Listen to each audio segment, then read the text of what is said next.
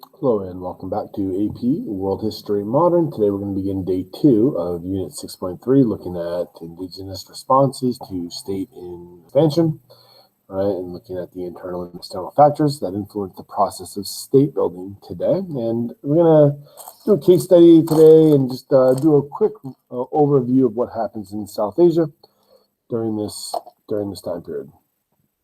All right, so one of the things we're going to one of the things I like kind of start with is just kind of seeing if kids know what this is, and and then explaining why this is an example of British cultural diffusion. All right, so we'll come back to this at the end, but just kind of ask yourself, right? If you're home quarantined, right? What is this, and how is this an example of cultural diffusion? All right, so we're talking about the British here in South Asia, and by the time we get to the mid-1800s, the British East India Company is in control of most of the coast. We've also had a series of conflicts between the British and the Marathas, and much of the interior is also under the control. Right. So what we're seeing here is one of the many British East India Company kind of local headquarters that existed throughout South Asia. And you can notice, typically when we look at architecture like this, we're looking for examples of syncretism, right? And you could probably pick out a couple here, maybe from coloration or from roof as well.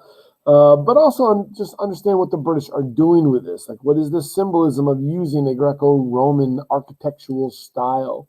Maybe the British are seeing themselves as the new Roman Empire or the new global empire. Of their day. All right. So one of the things you need to kind of understand, though, is that the British East India Company is largely in control of South Asia in the 1850s, right? As this kind of second wave of colonialism, right, imperialism is taking place. And what we mean by British East India Company being in control, we're talking they control, politically what's happening in South Asia. Obviously, they control economically, right? They're controlling what is grown, what is being exported. They control the courts. They run their own prisons, and most importantly, to what we're going to talk about today, they control the military. So the British East India Company has its own private military, where the British, will serve as the kind of upper officers, and you're going to have, Muslims and Hindus and Sikhs from South Asia who make up the soldier population, which become known as sepoys, right? See the word there, sepoy. Right. So what we're really talking about here is what causes the British to transition South Asia from being under British East India Company rule to direct colonial rule. And the event is known as the Sepoy Rebellion. If you are learning about this from the British perspective, if you're learning about this from the South Asian perspective, then you'll sometimes see it referred to as the Indian Revolt or the First Indian Revolution. Right. So, but when you see Sepoy Revolt, it is referring to the First Indian Revolution. They mean the same. All right. So the catalyst here is the catalyst for this event, which then forces the British to change directions with South Asia. The catalyst to this is the Enfield rifle. And as far as the Enfield rifle, what is the grievance?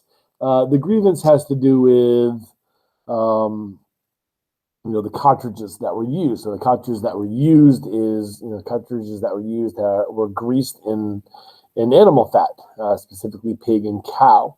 And your sepoys are largely Hindus and Muslims, and Muslims have a religious prohibition from putting anything that comes from a pig in their mouth, and Hindus the same for cows. So, and this is one of those things where we see a spark that has a grain of truth, and we see a spark for a revolt that is also based on untruth. Right, so the spark that's kind of based on truth is that this new Enfield rifle did come with cartridges that were, that were greased with, that were greased with this animal fat.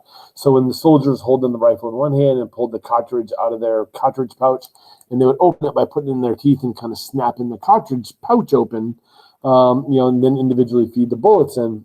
I mean, there is the truth at the end that the cartridges were greased with animal fat.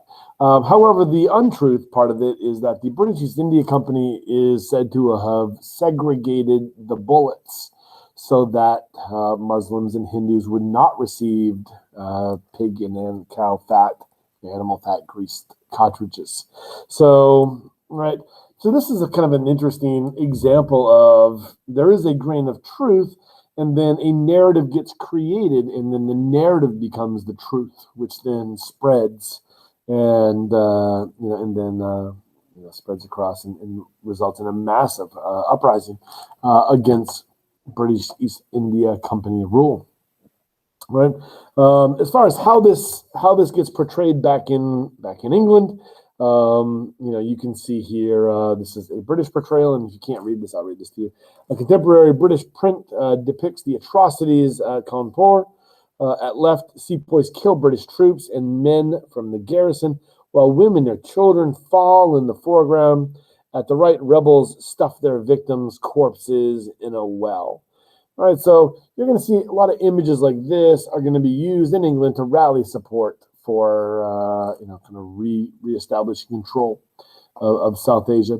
There is a very well-known film made about this, Mangopende, and maybe I will kind of put a link to this video next to this video on my website.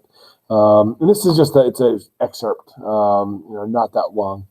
That kind of looks at the spark of the Sepoy Rebellion or the Indian Revolt and what happens as a result. All right. So I'm just kind of skim through these. You're welcome to pause and read. All right, moving on. This is kind of just looking at the foundation of it. Moving on. And this is kind of an interesting thing. This is, if you want to kind of look at why aren't they successful, this is definitely a good example of an internal resistance to European colonialism or imperialism that should have won, just based on the numbers and the distance that the British were from them. This is a really good example of the British knowing the population in which they were dealing with. I mean, they've been working and operating in South Asia for hundreds of years by this point, since the early 1600s. So they knew about the religious divisions that existed within South Asia, the Sikhs, the Muslims, the Hindus. They knew about the ethnic and caste divisions that existed within South Asia. And they were able to kind of play as well with the different princedoms that existed. So the ability to manipulate religions and caste and different regional princes against other regional princes, their ability to kind of work that system, that they were very familiar with, enabled the British to overcome what should have been, an insurmountable insurrection. But they were able to reestablish control. And then once they reestablished control, this scares the British. They almost lost control of South Asia, which is, by this point, when you kind of look at when this is all going down, this is just before the American Civil War. So that, that super demand for cotton really wasn't there at this exact moment, but it was going to be in the immediate aftermath.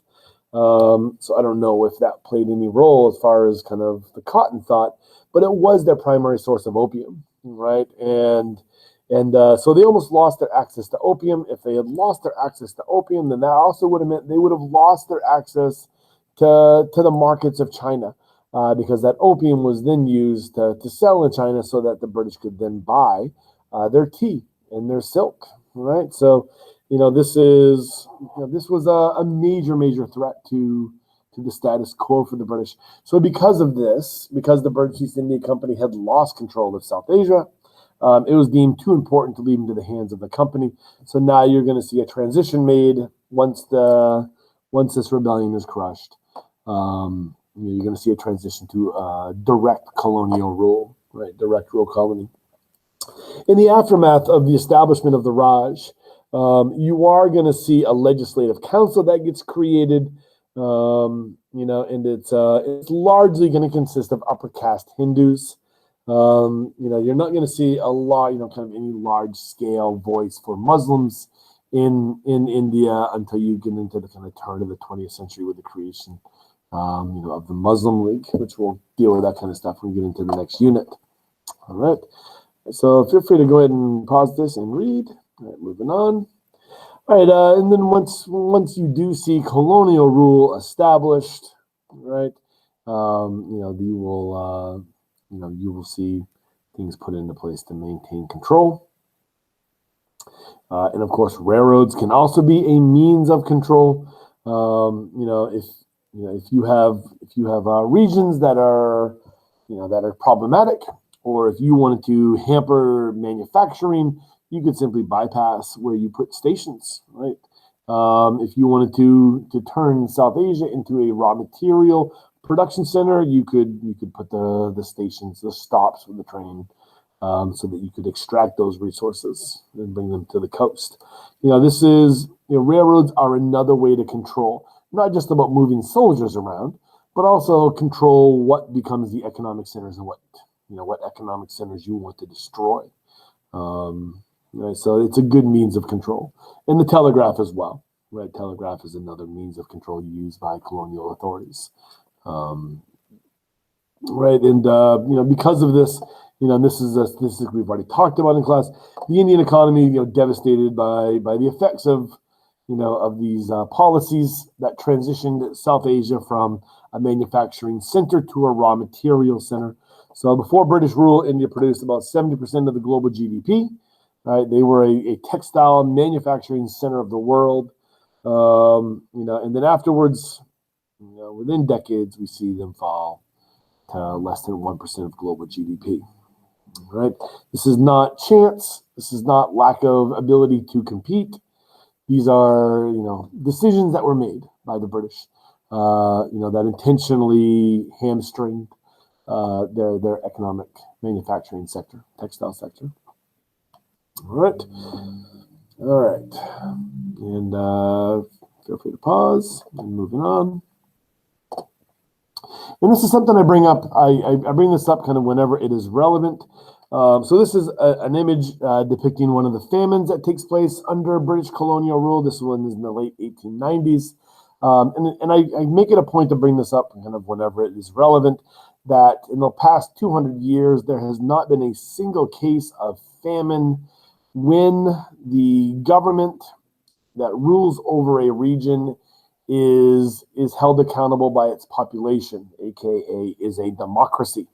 All right, so wherever democracies happen, there are no famines. Right, so famines only occur in countries that are either autocratic, right, where the population is has no say in their government, or there's no accountability by the government to its people, or in a colony, right, where the governing decisions are being made from afar.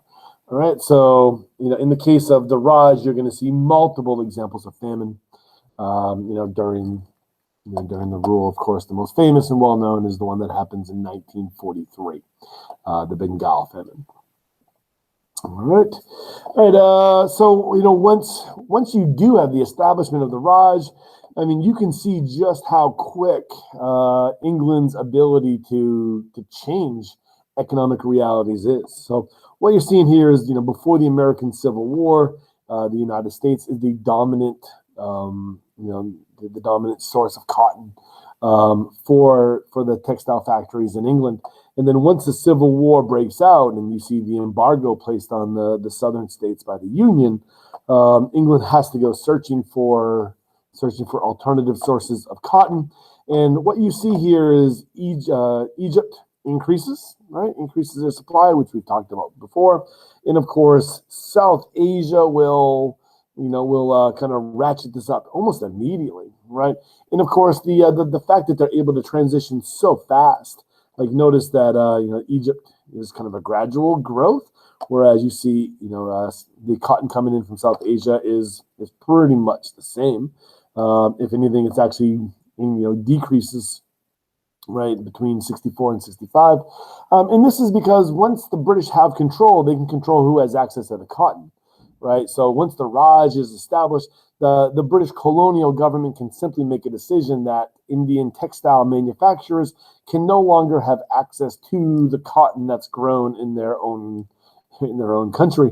So the cotton then gets sent to England to keep their factories up and running, right? So this is kind of, it took very little time for a dramatic economic shift to take place within South Asia, right? So at this point now, South Asian textile manufacturers, can now only buy the whatever is left over for textiles or for raw materials, right? Which really means they can't buy anything, especially during this period. After 1865, the market would have stabilized a little bit better.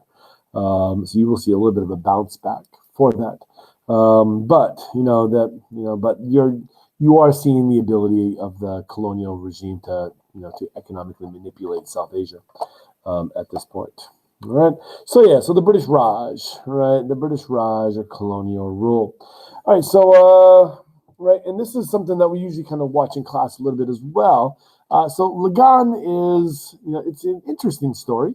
It is a really good example of a film that is portraying like an indirect form of resistance to British colonial rule. The film takes place during the 1890s, and really you have the story of a farmer in a tax dispute with the colonial authorities there, in the way that they decide to indirectly challenge. So it's an indirect challenge to colonial rule.